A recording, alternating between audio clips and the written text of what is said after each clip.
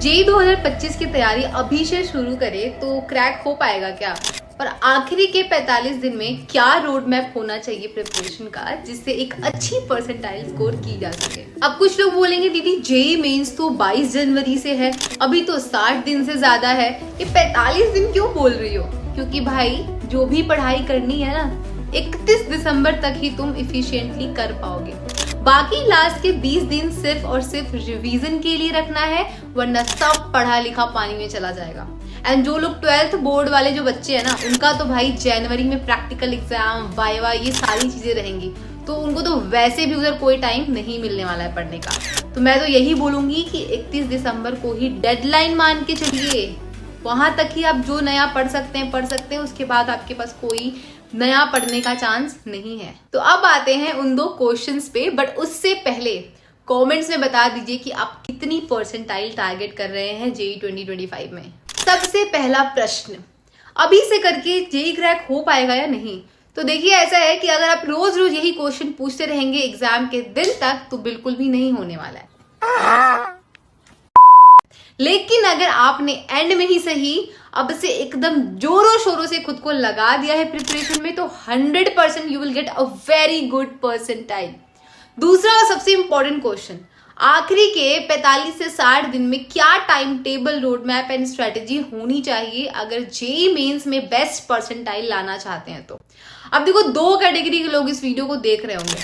Category 1, कुछ भी strongly prepare नहीं है, मॉक टेस्ट भी कभी सीरियसली दिया नहीं है, या फिर कभी दिया ही नहीं है, बट एंड में रियलाइजेशन अभी उनको हिट कर रहा है एंड अभी वो अच्छा स्कोर करना चाहते हैं। उनके लिए सीधा रोड मैप है, 31 दिसंबर तक 1 शॉट से तीनों सब्जेक्ट्स कवर करो एंड लास्ट के 3 साल के चैप्टर वाइज पीवाईक्यूज अच्छे से बनाओ।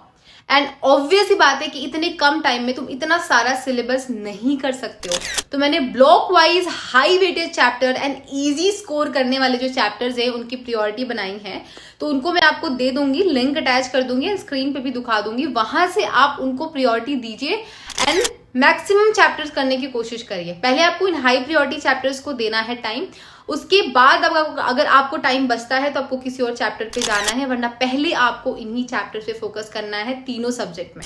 बट यस, हमें हमेशा मैक्सिमम चैप्टर्स कवर करने की कोशिश करनी चाहिए अगर हम जेई मेंस की प्रिपरेशन कर रहे हैं। तो जनवरी में सिर्फ 3 घंटे की सिटिंग लगा के जेई 2024 के सारे पेपर्स एग्जाम इन्वायरमेंट में बैठ के प्रॉपर देना होगा, ठीक है। लास्ट के 20 दिन में सिर्फ रिवीजन एंड टेस्ट एनालिसिस पे फोकस करो, तभी तुम बेस्ट आउटकम ले पाओगे।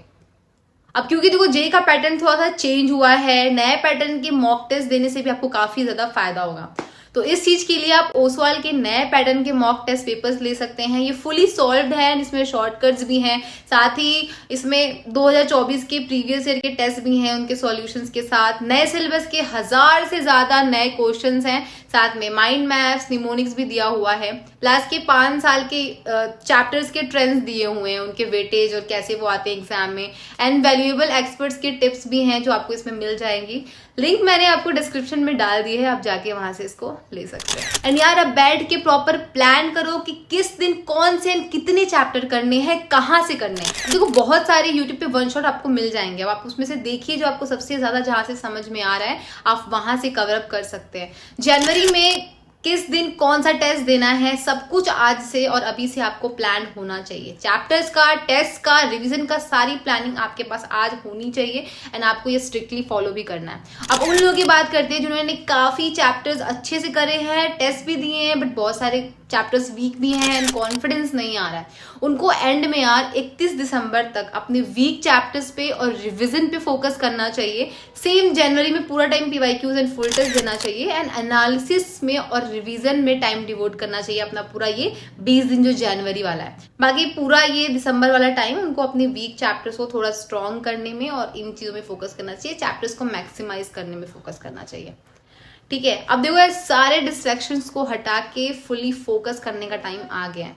इमेजिन दैट डे जब तुम्हारा रिजल्ट आएगा, तुम्हारे पेरेंट्स तुमको प्राउड होकर गले लगा रहे होंगे।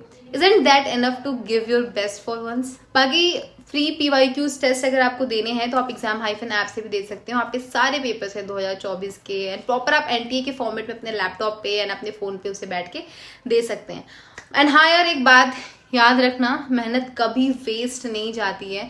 अगर आप लग के मेहनत करोगे ना तो आपको 100% रिजल्ट मिलेगा, क्योंकि ऊपर वाला सबको देख रहा है। बाकी और कोई भी डाउट्स हो तो तुम कमेंट्स में पूछ सकते हो। I will try to reply all of them and yes, all the very best.